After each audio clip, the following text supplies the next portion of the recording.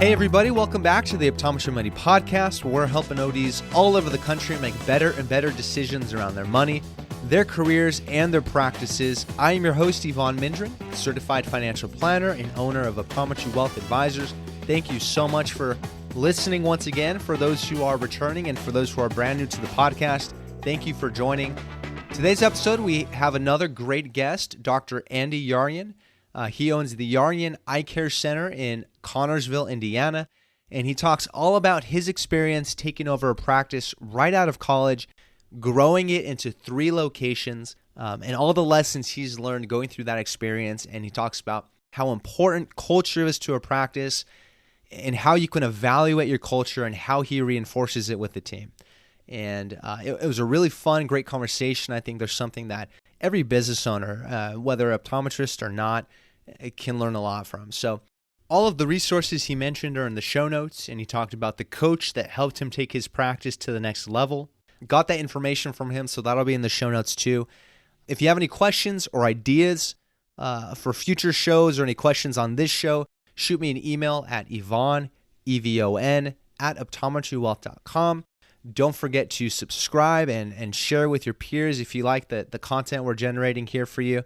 And don't forget to leave a review. Any feedback we can get from you would be super helpful to improving this as a resource for the optometry profession. And if you'd like to learn more about me or my firm, Optometry Wealth Advisors, you can head over to our website. That's optometrywealth.com.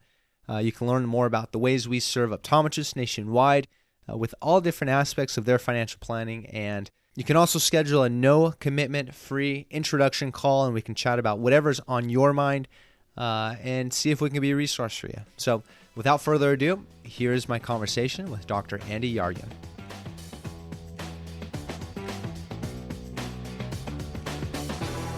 Hey everybody, welcome back to the Optometry Money Podcast. I am your host, Evon Mendrin, and for today's show, I have another awesome guest. I would love to welcome to the show Dr. Andy Yaryan.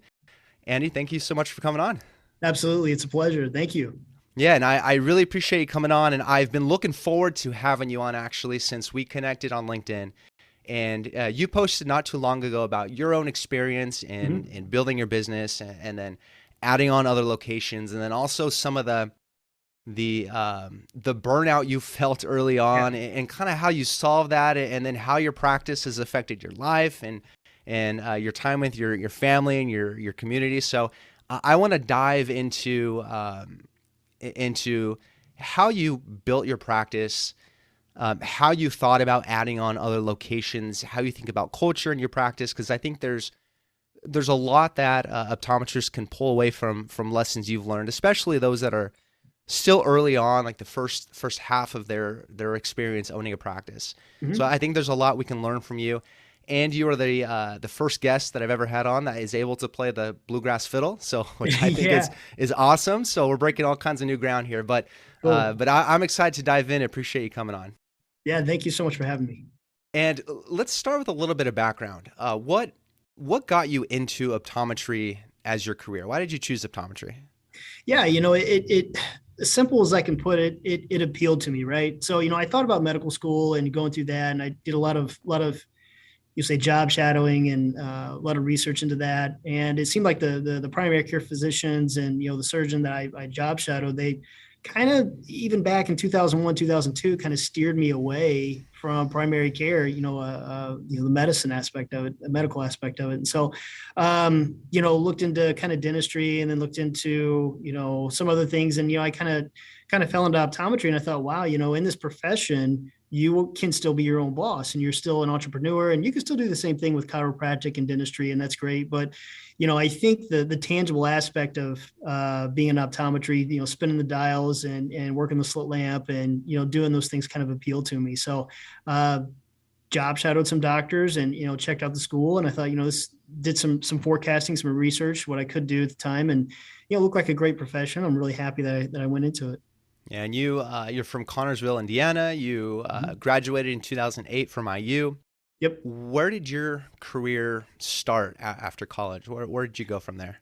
Yeah, so graduated in May of '08 and was down in Bloomington and came back home and and I knew before that, a couple of years before that, I had started talking with a local doctor and he had a really small practice, tangible or physical size wise, 800 square feet, and he had two part-time staff and he was doing everything himself. He was doing all dispensings, adjustments, repairs, the exams, and he was seeing 13, 14 patients a day. And he was working 6 days a week. And so I got to really applaud him. He was really in the trenches for quite a long time doing that himself. But that's what he wanted. That's the way he wanted to practice and the way he wanted to do it. And so I knew going in that wasn't going to be a long-term thing for me, right? Because I mean, the way that he was practicing when he sold the practice to me was the way that he started practicing. It's the way he was practicing when he started. Mm-hmm. And so and that's okay. It worked for him. But I think at that point, that's when you had a lot of vision insurance that was really coming into the field that, is definitely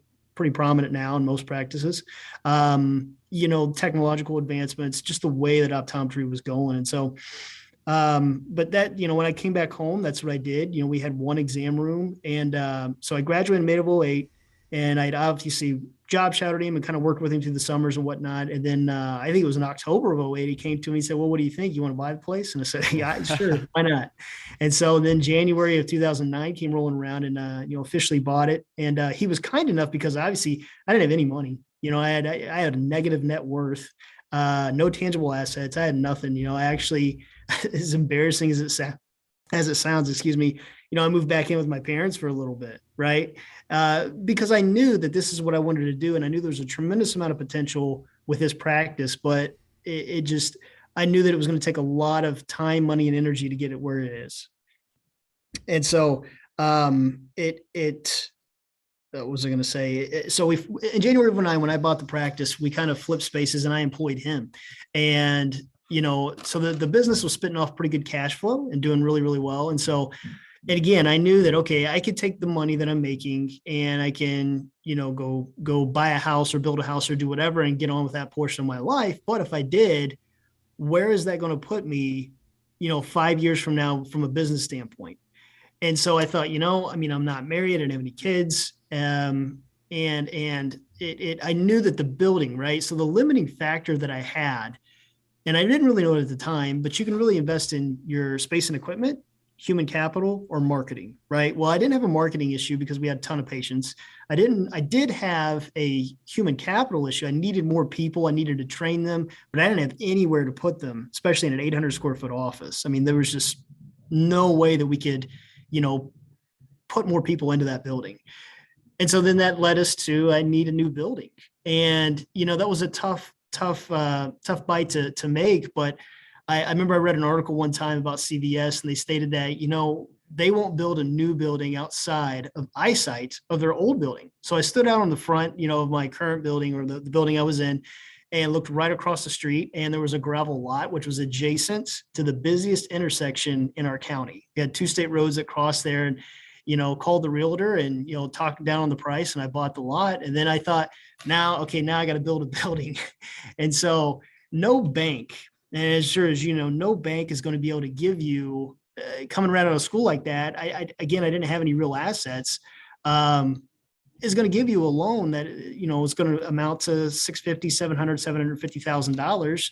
And I didn't exactly have the 20% to go down on it. Right. So, and I thought, well, worst case scenario, I could sell the piece of land back, or sell it to somebody, it's a prime piece of real estate. So, it's a risk that you have to be able to take. Mm-hmm. And so I took that. And what I did was I talked to my accountant. I used him as a resource, and that's just as you may have. Right. But a lot of CFP, CPAs, they have a lot of connections. And during that time, that was in 2010, obviously we were in an economic downturn with a housing crisis and interest rates were at record lows. And, it was, if you want to call it a tough economic time for everybody, kind of similar to what we're going through now, a little bit different, but, weren't battling inflation back then like we are now. But anyway, my accountant said, okay, you're right. Bank's not really going to give you a lot of money. They can't do a whole lot with paper charts and you don't have a lot of tangible assets, if any at all. Let me make a few phone calls. Well, It literally was. I remember it was a couple of days later. He said, "Hey, Andy, I got a connection with you. This guy is he's owns an engineering firm, but he's done some bills before and financed them. But he's essentially going to be a venture capitalist for you." I said, "Okay, great." And he said, "Okay, well, here's his number. Call him." And so I called him, set up a meeting with him, told him what I wanted. And he said, "Yeah, no problem." And the great deal was, right, he was, it was a great opportunity for me, and of course a good opportunity for him, but I think it was better for me because without him it wouldn't have happened, right? And so he said, "Here's what we'll do. You tell us kind of a basic blueprint of what you want. We'll design it. Our architects will design it in-house. I'll fund it, and then I'll also general contractor for you. I'll play the GC for you too. So I'll do it all from A to Z, man, whole thing." I'm like, "Oh, that's awesome." And he did, and he shot me a price. And so, his interest when it was I think the interest rates at that time were maybe, 3.75%, 4% on Wall Street Prime. And, I think he charged me like 6%, but there was no money down and no penalty to prepay. And I thought that was a pretty good deal. And so got going on it, broke ground. And then, here we are, man. That's how I got into my first building. And it was a great thing. So I think lesson to be learned there is, one, don't be afraid to take risk, especially if it's somewhat of I'm going to call it a calculated risk. I say that because I knew the opportunity was there because I was booked out for weeks ahead. The previous doctor was doing no medical, and he was doing very bread and butter frame and lenses. Just a tremendous amount of opportunity there. So, yeah. Yeah, I think what's interesting is definitely not traditional finance. And I think what's interesting is that you knew there was this opportunity to reinvest in the practice. You knew it was there, and you didn't let the fact that your first source of lending, even though they wouldn't give you the financing you need, you didn't let that stop you. Like you saw you had this opportunity, you kicked the tires and other opportunities. Like you looked and at least made sure that all these other areas of financing were exhausted before telling yourself, "Okay, I won't do this." Right. So you didn't give up at that first step, which I think is interesting. And I mean, going back to those first years, you could have done anything with your career. I mean, you essentially could have gone to some other practice and worked as an associate. You could have cold started your own. How did you know you wanted to be a practice owner? Like what are some things you thought about when thinking about that decision, and why not open a practice of your own instead of taking on this opportunity in front of you? Yeah, I think I'm somebody that's not naturally risk averse, right? I'm willing to take on a certain amount of risk, and I think that it's intriguing to me, right? And that's somewhat visceral. It's not something that could really be taught. Could something be coached, but if you're not afraid to take on risk. And that's the thing too. I mean, I think we've all read articles before about how incredibly financially successful people, or just people that are very successful in the business world, they stated, "Well, I was young enough and, I didn't really have anybody relying on me. And so now's the time to take the risk, because if it doesn't work, you've got plenty of runway to kind of correct those mistakes." And so it was just internally, I think it was inside of me, and I did have some other opportunities to go work as an employed doctor, and there's nothing wrong with being an employed doctor. Right. I think it's great. I'm fortunate enough to be able to technically employ, but I say work with, 3 other doctors, and they're fantastic, and I wouldn't trade them for anything. And so, but, it's kind of one of those things where they kind of want to come in, see the patients, have the greatest, experience here and great culture and have great equipment. And they all see patients 4 days a week, and they get their, weekends off and a day off through the week. And they're super happy with that. And they don't have to take home, that, I don't know, you say stress or, however you want to word that, right? That, just like every eye care practice across the country, and pretty much every employer across the country, that, we're fighting,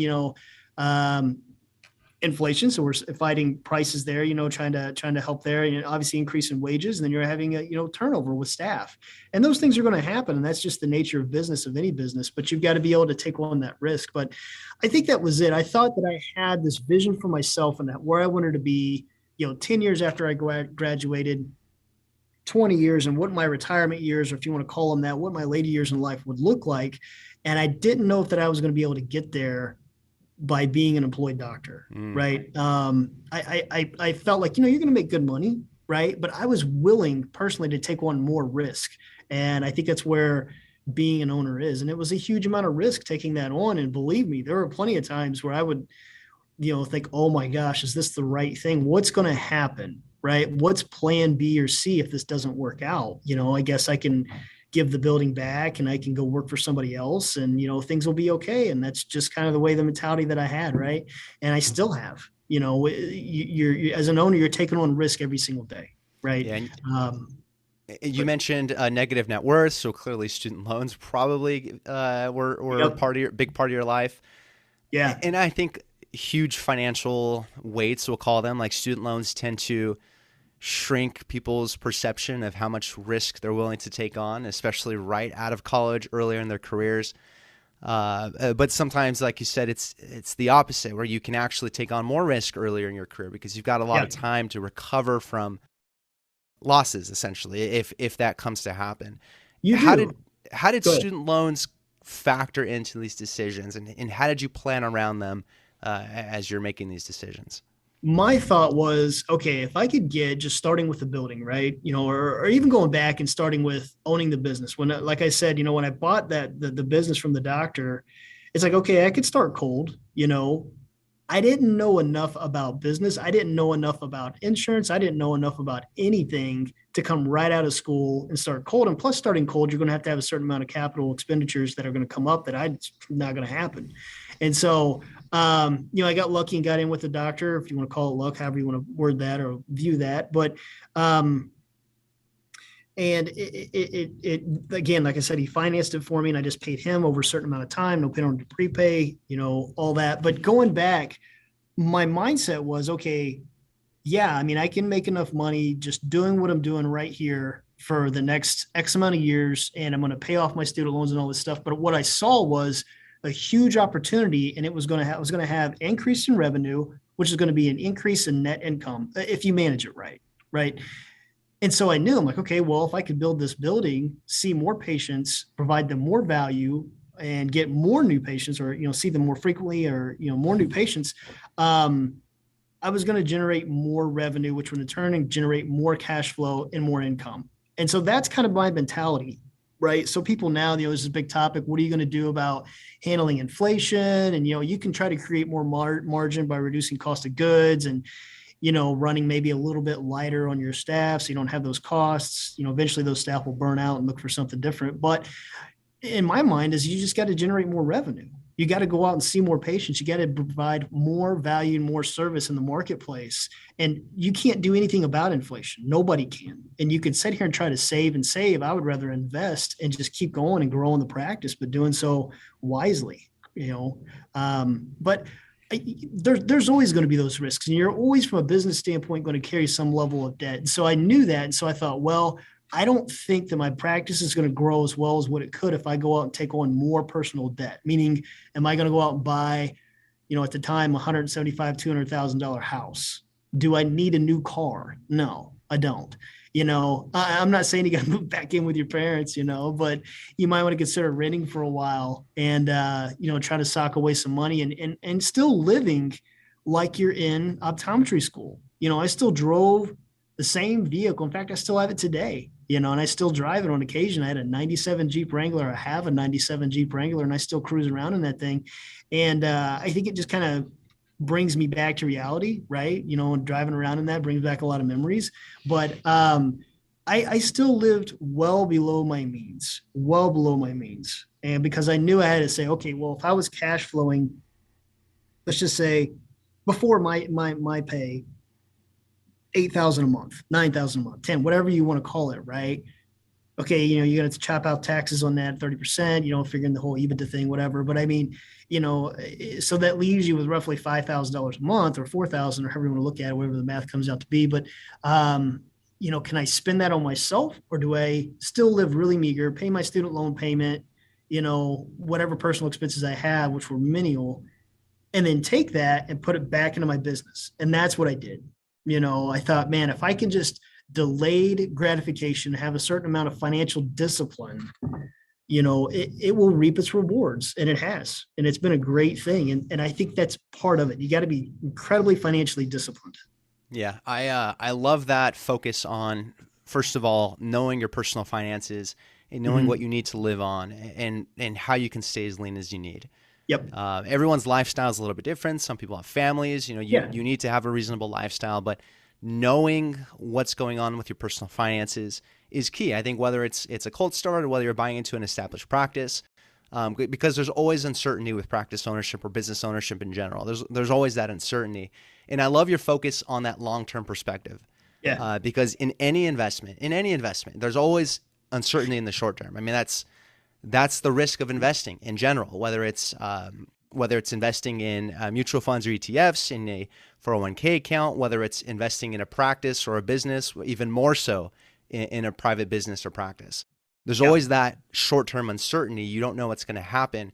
So you need to be prepared for it as well as you can, especially on the personal finance side, but keep that long-term perspective. Because that's what's going to keep you in it for, as you're experiencing those ups and downs. That's what's going to keep you in it. And as you took on the practice, you mentioned there were some things that would need to be done in order to get you where you felt its potential was. Yeah. It seemed like there was a rebranding of the practice. Yeah. You bought a new business. You bought a new building. You talked about investing in human capital. Like what were those things that over the years you changed or added to the practice in order to get it closer and closer to what your vision for it was?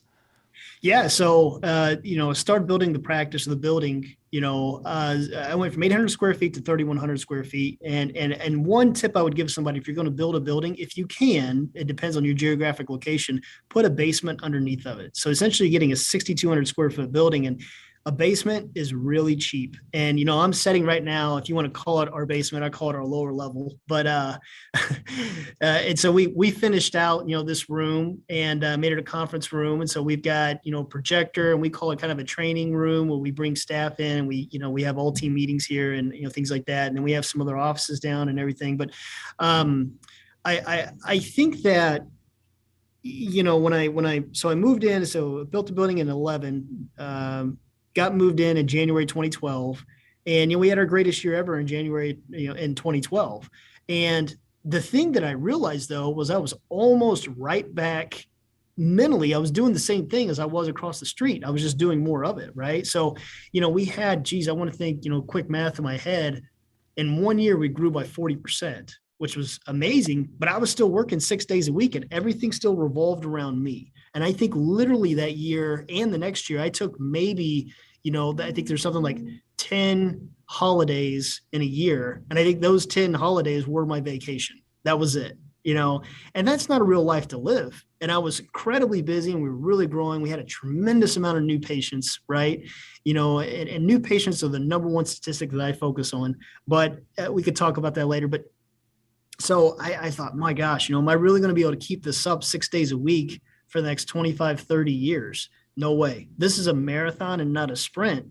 So what I did was I invested in some personal coaching, and I learned a lot about myself.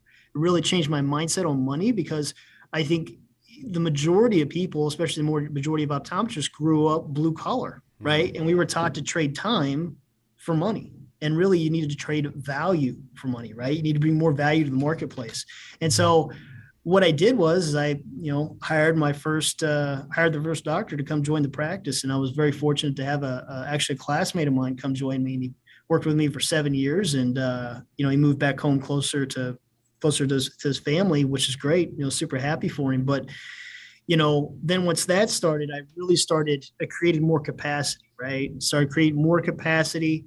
And then, I didn't fully, and that's one area that I would say too. One area that I think that could be learned from was I saw an opportunity in a neighboring community because there was no optometrist in the entire county, and it was a pretty solid county. And what I mean by that was, there's roughly 2,500 people in the city in that town, but there's roughly 20,000 people in the county. And that's kind of what you get in rural Indiana, right? You get these smaller towns, but a lot of people living out in the county. But what I did was I went down, saw a building was for sale, really, really cheap, I thought. And it's looking back, it still is a great deal. And went in and started that practice cold.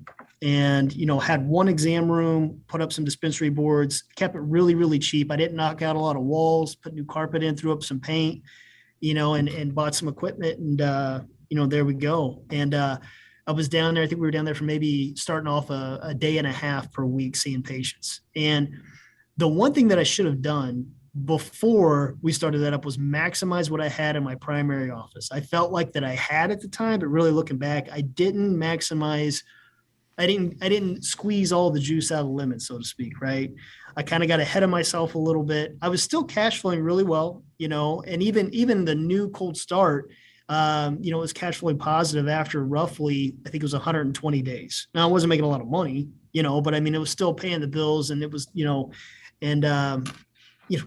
excuse me, it slowly took off after that. And it just took time. I kind of have the mentality that between both cold starts that I've done, it takes right at 3 to 5 years. 5 years, if you kind of just do some basic marketing stuff as far as social media, maybe 3 years if you're really, really aggressive. You have some referral programs, internally, you really give the patient a great experience. You have an awesome culture, you focus on that. And then if you get out in the community and really introduce yourself to people, they'll support you. We found that. So. Yeah, there's a couple of things I want to talk about. Sure.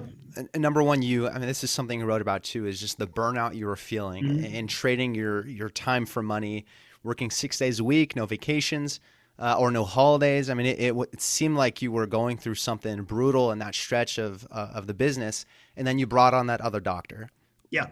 When did you know you were ready to bring on another doctor? Like, what are some factors other owners should think about when they're looking at their own business and potentially thinking about bringing on another doctor? What are those things?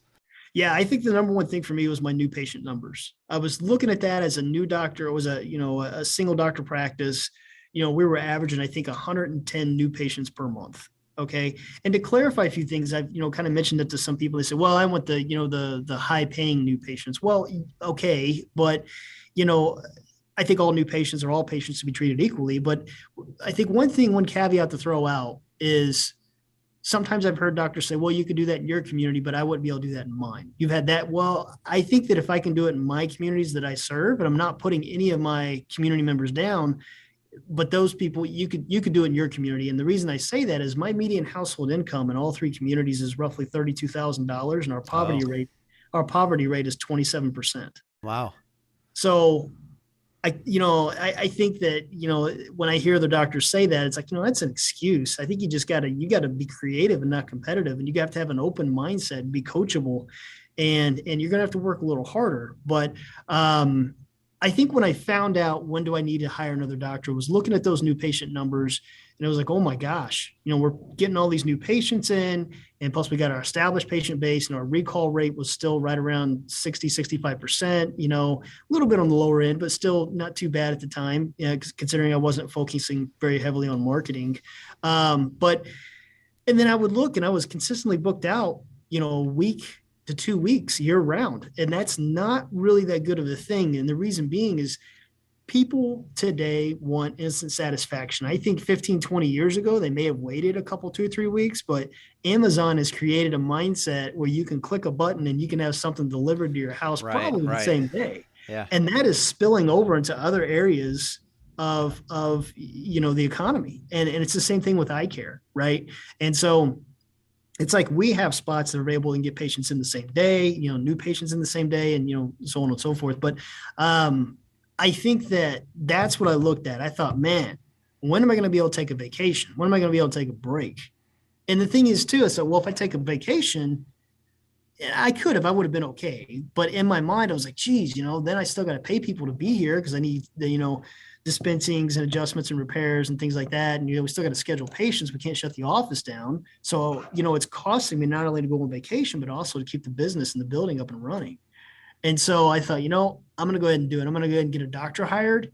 And what I'm going to do is I'm going to make sure that doctor is well taken care of, meaning I'm going to put him in here. And at the time we were working 4.5 days a week with one late evening and a half day Saturday. And so I'm going to fill that doctor's schedule as full as I can get it, because I want them to be happy and I want them to make as much money as they can. Right. And I've heard some other doctors before say, well, I need to bring in an associate because I don't work Fridays and Saturdays anymore. So I'm going to give those days to them. No, you can't do that. You got to flip it, make sure that doctor that you're hiring is incredibly busy, and then you can pull back a little bit, because I think one of the mindsets that I've learned is the greatest distraction to growing my practice is seeing patients. It is really hard to work in the business and work on the business. It will drain you. So you have to make a decision to kind of pull back from patient care. You don't have to quit altogether, but you need to kind of pull back. And I think once doctors do that, you'll really see your business explode. You'll really see it take off. Yeah. And I love that, because you not only took, stress and fatigue and just exhaustion off your shoulders by bringing someone else to do a lot of that patient care for you, but you lighten your load so you can be more intentional about spending more time working on the business as the owner and bringing the business forward, instead of being stuck working constantly in the business as an employee, essentially, as an employee practitioner. And I am a huge fan. I mean, a framework I've adopted from other people is to be as intentional as possible about time you want to spend, how many days you want to spend working in your practice as a practitioner employee, on your practice as the owner, visionary, whatever you want to call it, management, and then even out of your practice. Like, how many days do you intentionally want to spend working out of your practice doing other things and solving that puzzle of how to make that work? Because it can work. I believe you can almost do anything you want to do. It's just, what is it going to take to do that? Or who? Yeah. Who do you need to bring in to do that? Right. And so I love the intentionality you had in bringing on that other, evaluating what's going on in your practice and where it needs to be improved, and then being willing to bring on another doctor. Was it hard for you to learn to delegate some of that patient care and some of the other responsibilities onto another doctor? Like, what was that transition like? I don't think so. I think that it was more of a breath of fresh air, because the doctor that I hired I knew he was great, right? Just like the 3 doctors I've got now, they're great. They get tremendous amount of compliments. Patients love them. And it was a breath of fresh air, because like I said, I was working 6 days a week, and I was like, oh man, I feel like I'm just sprinting this long marathon that should be, you should be on cruise control. And when he came in, it was like, oh man, now I can take a day off. Oh my gosh. I mean, I can, and I didn't just immediately pull back from patient care. I still saw patients, and I still worked really hard, and still, to this day, I still see patients, 4 days a week. But again, I'm kind of reaching that point where we're starting to maximize all of our space. And so, we're actually, looking for another doctor to come join our practice right now. And so once we get that, I'm going to pull back 2 days a week. That doesn't mean that I'm going to take the other 5 days as vacation. Right. I'm going to take, 2 days of patient care, then, 2 or 3 days. And I'm going to be looking for other opportunities, but then I'm also going to be doing some coaching and trying to help out our team, help us be more efficient, provide a better, patient experience, and, work on that aspect. But as far as delegating, I didn't have any problem, because I knew that I hired the right people and they had the right culture, right? I've always believed that 80% of your success will come from communication. Okay. And that could be form of nonverbal or verbal. And then the other 20% is your skill set. So I think we all know that, you could be a great doctor, know how to diagnose every disease and how to pick up on that and do what. But if you're very cold in the exam room, if you don't have that chairside manner, if you can't build that rapport and develop a relationship with your patients, that's what they really care about. They care about that. And that's what I hired for. I looked for those doctors that could do that. And the same thing for my current team members. I think they're fantastic. And, as a leader, my needs come second. I wanted to make sure that everything that they had, everything that they needed, and everything that they wanted, I could get them within, being realistic, but it's tough. And I think that's what, being a CEO is whatever this team needs in order to achieve our goals is what you have to do. And you can't be afraid to spend the money. You can't be afraid to spend your time and your energy to help them get there. Because once they achieve their goals, then you'll achieve your goal, Got it. So now you've opened a second location, Cold Start. You saw an opportunity in another underserved town close to you in your county. You opened a third location back in 2019, right? Yes. So you've got 3 locations now, another Cold Start. How have you evaluated the health of your practice as a whole? Because now you've got 3 practices, maybe one entity. or 3 separate entities. How have you evaluated the health of the practice as it grows and to check whether you're on track for whatever that means to you? How have you looked at that? Yeah. And so, how I guess to kind of go back and how did I know to open the third location, I think is I did what I said I was going to do after I opened the second location. What I mean by that is I said, I probably should have maximized all that I had in the first location before I opened the second. Well, I said, I'm not going to make that same mistake again. I'm going to maximize everything in the first and second location before I open the third. And, I looked in the community, I said, can we be a full-time office? Can we be open 4.5 days a week? And we could. And what I did is I hired, a doctor in 2018, and then I hired another doctor in 2019. So at the time we had 4 full-time doctors, and I didn't have enough space to accommodate all 4 of us. And that's when I definitely knew, I'm like, oh man, but I would rather have that. And I could have pulled back the throttle then and said, okay, I'm going to see patients like 1 day a week, and I'd still have a decent income and, this stuff. But internally I still had, I was like, I don't know if I could deal with that. I have this, what I would call, I'm not patting myself on the back because everybody's got it. You just got to find out what it is, but it's called God-given talent. Right. And I had this God-given talent. I think, I can take on more. I can take on more risk. I feel comfortable with this. I'm paying down debt, still living way below my means. I've not had lifestyle creep. I'm okay. I've got the cash flow. I got the capital there. I mean, everything's good. Let's go and open up this third location. And, we got the doctors, right? We got the team, we got, the marketing, and of course we're going to develop the space and equipment. And so then I knew that going to a cold start, I said, it's a little larger community. There are actually a couple of eye doctors there that have been there for, years, and when I mean years, 20, 25 years plus. And so they have a very established patient base and they have loyalty. And I thought, the one thing that I have on my side is I have youth, because those doctors at the time were in their late 50s, early 60s. And I was not trying to, metastasize them out or push them out by any means, but I believe in, capitalism and the free market. And, so I found a building, rehabbed it, and let me think here. Yeah. So one of the 4 doctors, that was the first doctor I hired, he went back home. Well, 3 months after that, I was very fortunate. I was able to hire another doctor, so we're back to 4. And she works full time in our third location there. But so to kind of look at the overall health, right? How do I look at that? Well, I honestly believe there's really nothing in your practice that new patients cannot fix. Okay. And I think that new patients are the top priority for every practice. Okay. Even if you're a single practice or single doctor practice and, you think, well, I've got enough new patients and all this. Well, no, you don't.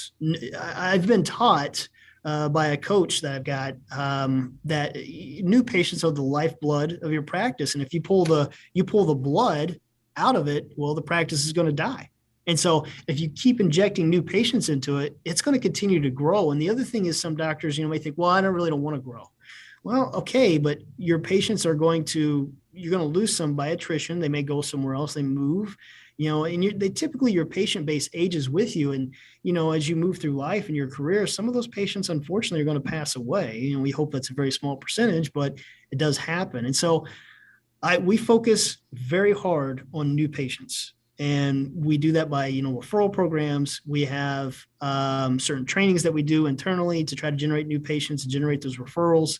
And that's what we really focus on. And so that's that's the number one statistic I look at. How many new patients did we have? And if that number is going up, and if you plot that number, and any doctor can do this, plot out how many new patients you've had per month. And I can almost guarantee that your revenue will follow that. So if you had 20 new patients one month, the next was 25, and the next after that was 30, and so on and so forth, your income, it may lag a little bit, but on the long term, it is going to go up with that. And then when you have a month where your new patient numbers are down, your revenue is going to be down. It's going to go with it. And if you, and I've plotted that out and I've looked at that and I thought, oh my gosh, that makes perfect sense. So I'm just going to focus on new patients to at least to get them in the door. Then we can look at, average revenue per exam and, look at all those other statistics. It all starts with new patient numbers. Yes. And tracking that's sort of your leading indicator on Yep. what's going on. And you've got 3 separate locations. How do you how do you manage and keep track and on top of the performance of each of those locations? Because I would imagine it's hard enough to track the performance and health and keep on top of one location, let alone three. So how do you make sure you've got an eye on the pulse and health of three separate locations? Yeah. So, as the owner, and if you want to call me the CEO, whatever you want to call me, you got to pull back. And that's where you've got to be very intentional about creating time to really assess the health of your practice. And so like today, you notice today's Monday and I'm wearing a polo shirt. I don't see patients on Mondays. And so sometimes I take it as a personal day if I don't have anything pressing. But then sometimes I need to come in and take a look at some numbers. And I do that on a monthly basis. And I don't get too caught up in it because, if a doctor takes a vacation time or I take some vacation off, of course the numbers are going to be a little bit lower. So you got to factor that in.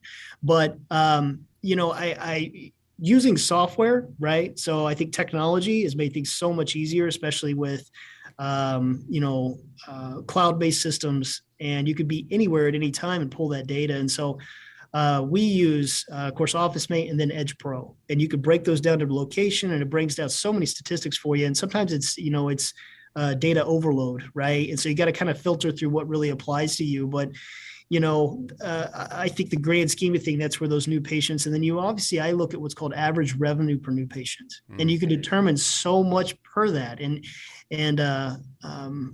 if your average revenue is going down, you kind of have to look and say, well, why did it go down? Oh, it's because we had a huge influx of new patients. And so you do the math on that, it's going to dip a little, but it's going to come back. Right. And so, but using that software, but I'm very, very intentional. I have a schedule that I lay out, and, every month I'm going to sit down at this time and this date, and I'm going to, print up some spreadsheets. I'm going to look at this, and it takes just a couple of hours, especially with the software programs that are out there. And you can look, and if it's not where it needs to be, let's go back and determine why. Okay. And then if it's still nobody took time off, something hasn't, something's just off a little bit, you can kind of manage the practice by the numbers. And so you can go back to, okay, is it a space and equipment issue? Have we run out of space? Is it, we have a human capital issue? Is it a marketing issue? What is it? And you can kind of go back to those three areas and figure out exactly where you need to put your time and attention to kind of correct the ship. I love that. Again, your intentionality about how you're spending your time throughout the week. And then I do like your focus on new patients, because it's, to me, when I hear that, it's almost like an abundance mentality. Mm-hmm. Like you can always work to get more. Because I think a lot of times we can focus on cutting expenses because we're not sure if we'll get new patients in the door. We really got to focus on trimming expenses, and to a point, you can only do that so far. Yeah. You can only do that so far, and yes, profitability is important, so you do want to watch your expenses, but you want to make sure that your practice is growing. And I think a healthy way to do that is to make sure there's new patients coming into the door. And I think it's just a mentality shift. That believing that there is opportunity to get new people through the door. Right. I think that's definitely a mentality shift. And as you've talked about now, managing these locations and checking the health of your practice, one thing you've written about is you've written that culture is at the center of your business, and it starts with you, moves through the doctors, then the team, then to your patients. Yep. So what does culture mean to you, and why is it important? I've always had the mentality that culture eats strategy for breakfast. You can have the greatest business plan in the world. You can have it all dialed in and exactly how it's going to work. But if you try to police it and force it onto people, it's your team that makes it work, because you are not going to be able to do everything yourself, And I know what that's like, trying to do everything yourself. It's a guaranteed recipe for burnout, and you're not going to get very far. So culture does start with me. It starts with me to be open-minded, and I'm coachable, and I have the mentality that my needs are going to come second. What is it that you need? And, I come in every morning and I'm smile and tell everybody good morning. And, if it's, like today, I talked to some of my team members when I came in and, saw how their weekend was, and I truly care about them. But, I kind of, I did copy a slogan from David Salyers, and David Salyers used to be the vice president of Chick-fil-A. Right. And I think we all know Chick-fil-A and the phenomenal culture that they have there. And so, one of their slogans, or his slogan, was, I believe the best in you. I want the best for you, and I expect the best from you. Okay. And that's when I go to delegate. I go to delegate, and if somebody's not doing or performing like they should be, I go back and I take it as my responsibility. I'm like, did I really train this person, or did we train this person like they should have been? No, we didn't. Well, then that's our fault. If this person is not performing the way they should be, that's 100% ours, and I have accountability, right? And so, to get back, I created a mission statement. And then I created, some core values, and we hire and we train. And unfortunately, we do have to, fire or let people go based upon those core values. But we have that accountability structure where, we do our 90-day reviews. Sometimes they stretch to 120 days, but we get our 90-day reviews in, and we set our goals with our team members, and we make sure they're all in the same pace. And, I think that we believe in what's called coaching and not policing, right? So I think we've all probably had in our adult lives and maybe our adolescent lives some run-in with the police, and so you get pulled over, and let's say you're doing 55 and a 40, and then a police officer pulls you over and gives you a ticket. Well, you don't drive away from that thinking, oh, geez, I'm so glad they gave me a ticket. Man, he's right. I was doing 55 and a 40. No. You're really upset, and you're aggravated, and you're actually upset with the police because they gave you a ticket, when in reality, you got to be upset with yourself. But it's just the way that it is, right? So one thing we don't do in our practice, we do not write people up.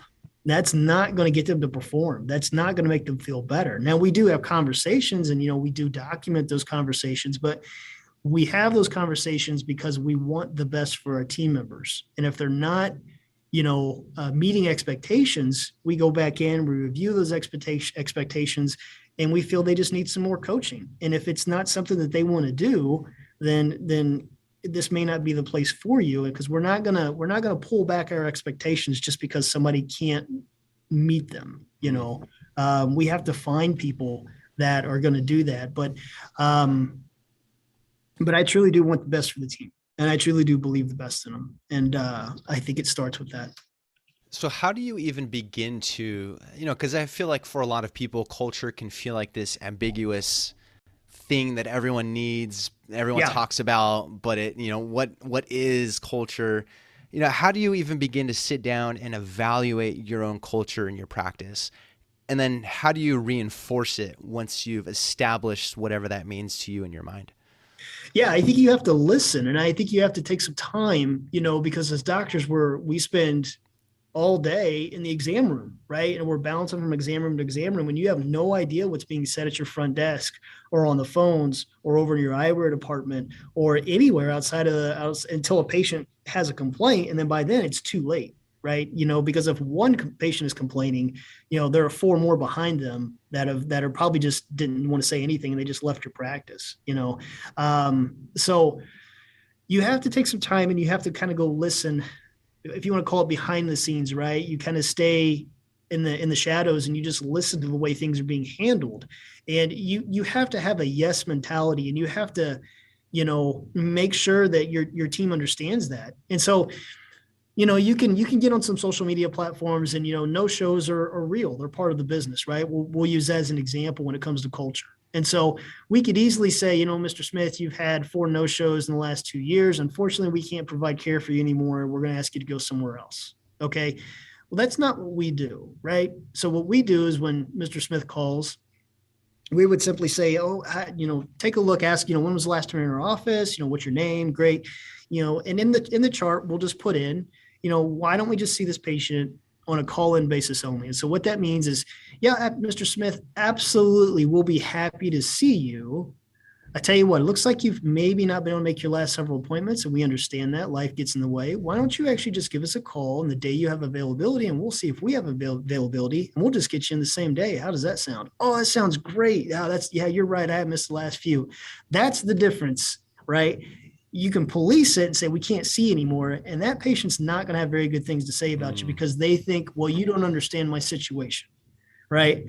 And but in reality, say, why don't you just give us a call? And we'll be happy to see you. Oh, okay. So you just find a way to say yes to almost everything.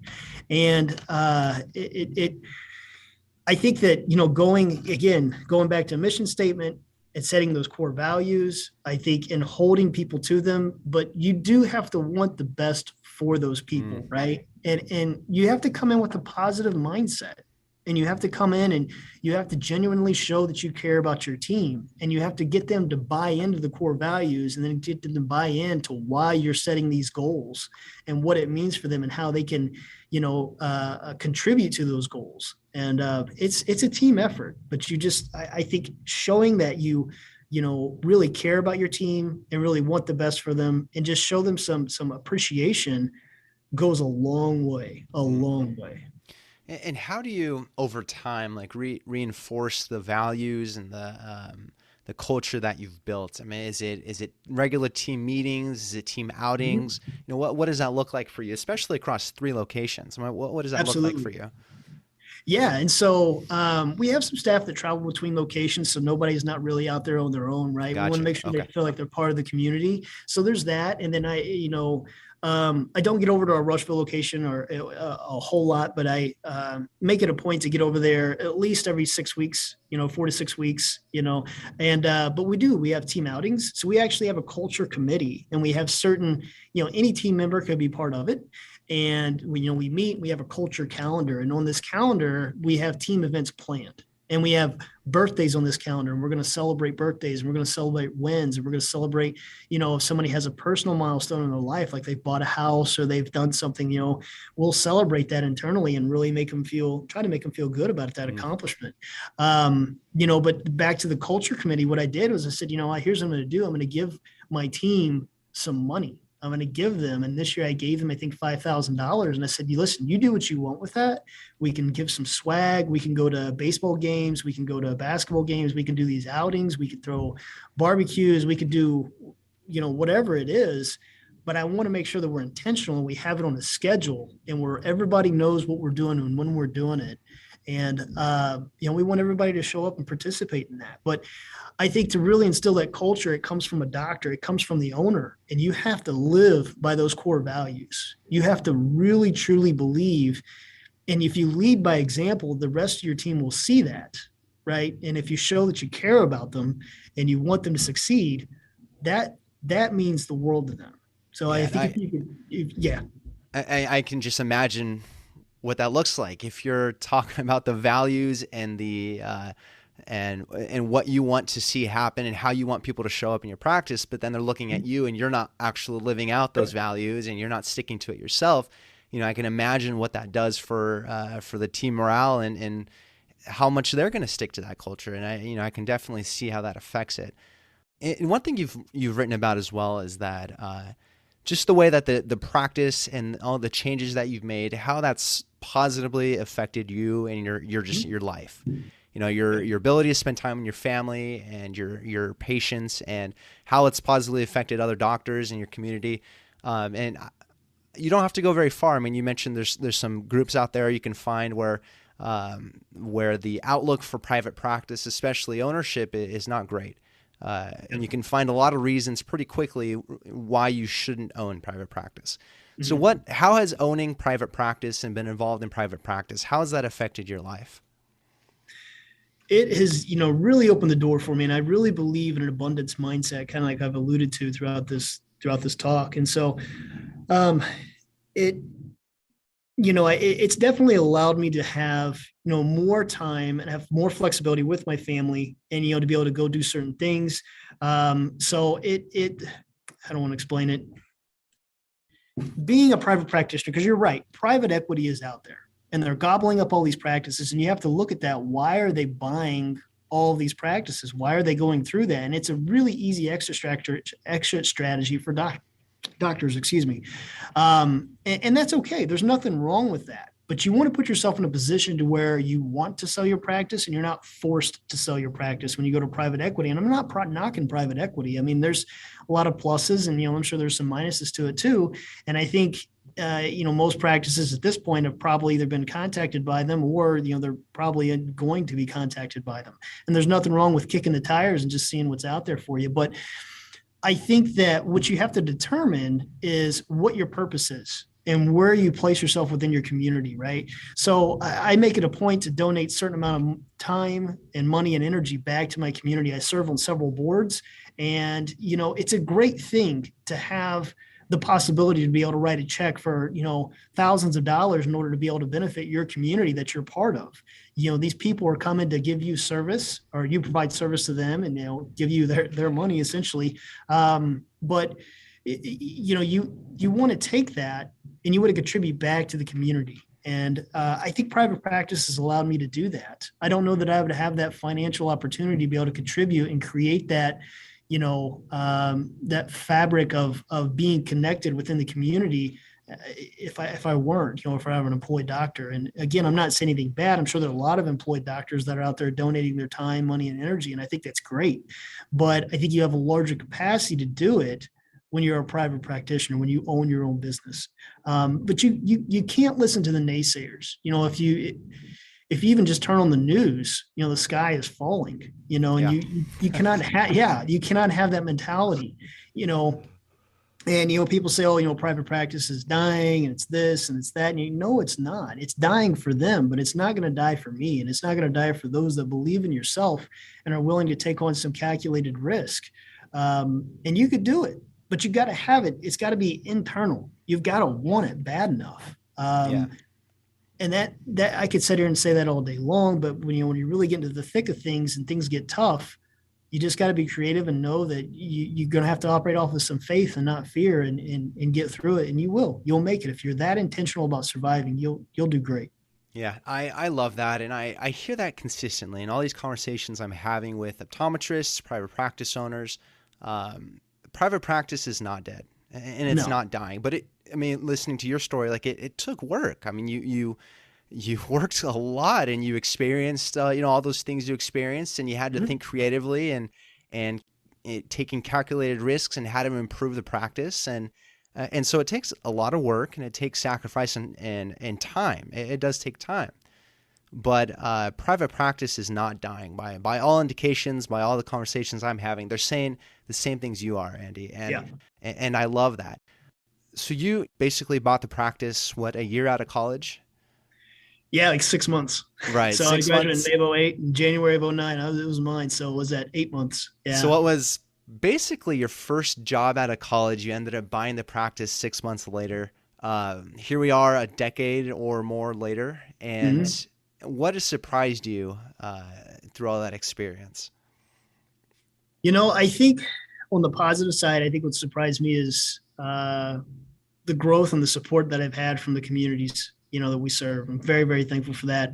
I've got some great team members that have been with me for, years, close to since I've started. And of course, just like any practice, we've had some turnover, and that's okay. Those things are going to happen. But it's amazing though, that it's kind of funny, right? Like, so I really didn't do it the first few years of my practice because I didn't really have a mentor or a coach to help me. And along the way, that is one thing I would tell people to do. I don't think that I've gotten to where I am today 100% on my own. Yes, I'm the one that did it. I'm the one that put the work in, and I'm the one that took the risk and made the choice. But I got a coach, right? I got a business coach that really helped me out and helped me think completely out of the box. The way that I was conditioned to think growing up, and I won't say conditioned, but just what, society was kind of telling me to say, you really ought to think this way. And, did some self-learning and some self-awareness, and did a lot of things and learned a lot about myself. Right. And then I think that doing that really opened the door to be able to kind of bring some other people in. And once I learned how to be coached, right, or once I was coached, I learned how to coach other people. And I think that's one thing that I learned too, surprising, is I enjoy seeing patients. I really do. And I'll always see patients, maybe not, full 4 days a week, or, I might drop down to 1 day a week, or just whatever the business requires. But I think that I've really loved coaching, and I love coaching my team and trying to develop them. And I think that's been a real surprise to me. I didn't think that I would, enjoy that aspect of it, but I'm not afraid of confrontation. I'm not afraid, because it doesn't have to be confrontational, right? It could be very mutual, and it can be very candid, but it's got to be a caring conversation if a confrontation comes out. But and I think that's part of leadership, is how to handle some confrontation. But I think that that's probably the most surprising thing to me, is my ability to be able to coach people, and how much that I really, really like it. Yeah. And I think you've built a practice that a lot of people would call a success, would say it's successful. What does success mean to you? Yeah, I don't think that you can ever determine success by a number. And that's what I always thought. I thought, man, if I could just get to, $1 million practice, I would be happy, and it's not that I wasn't happy, but I thought I'd be successful. I hit the million and it's like, okay, yeah, I mean, I'm successful, but not like somebody else would, or, not like some other practices. So if I can get to 1.5 million and then 2 and 2.5 and so on and so forth. And so I, was hitting those milestones. And what I really looked at, success to me is creating a margin of time and money to allow yourself to have some level of freedom. And then you could take that freedom and you could do what you want with it, right? You could donate the money to charitable organizations. I've always had the mentality that, money is the greatest resource with which you have to do good. And so you could do so much with that.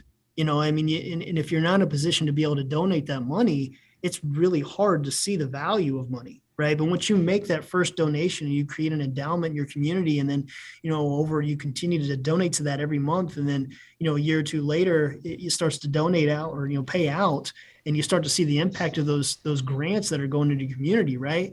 I mean, there's just a lot of things there. But I think to kind of sum it up, it's kind of along those lines.